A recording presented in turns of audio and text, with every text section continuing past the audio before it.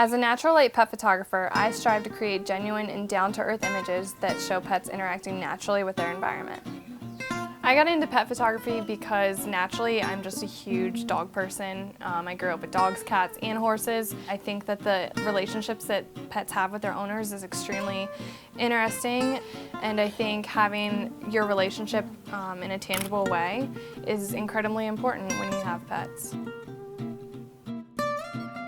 At the beginning of each session, you need to develop that connection with them first because they need to trust you. Trust is extremely important, and the more they trust you, the more genuine images you're going to get.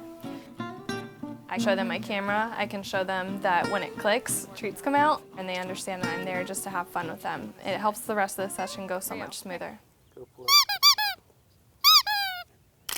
In my experience, natural light gives me the images that really capture their personality. I'm able to capture those beautiful catch lights that natural light gives me in their eyes. On a day like today, when the sun is pretty high in the sky, I try to avoid putting my subjects in direct sun, and it's just typically not very flattering. I usually get the best images in shade. A lot of people assume that flash is the way to go when working with their pet. Usually it washes out the color in their eyes, and it makes their coat look less flattering as well. You love your dad, huh? If you're getting into pet photography, I recommend a lens similar to the 28-75 or 24-70 2.8.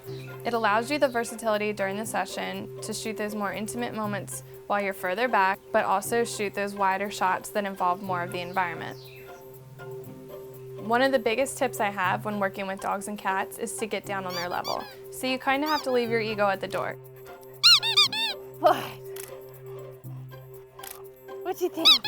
You're gonna look silly, but that's how you get the images that are truly authentic and show life from their perspective.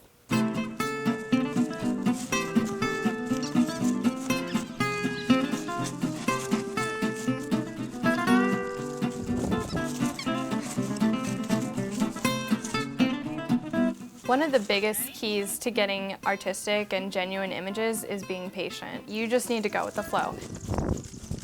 You can't spend the session trying to get them to fit into your mold. You need to adapt things about you to fit into their mold. Let me try throwing it for him a few times. If you are patient long enough, they'll interact either with their owner or with the environment. Oh my gosh. Oh, that's awesome.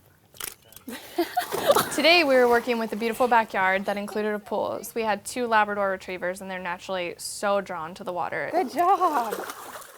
Anything that is interesting to them is interesting through the camera. Those are the moments where you want to be pressing the shutter and capturing them doing what they love so much. The good thing about my Tamron lens being an f2.8 is that I can open up the aperture really wide, let in a lot of light, and then I can increase my shutter speed so that I'm able to capture those moments while the dogs are going in the pool after the ball, and they're crisp and clear. When I'm shooting, I'm usually shooting wide open.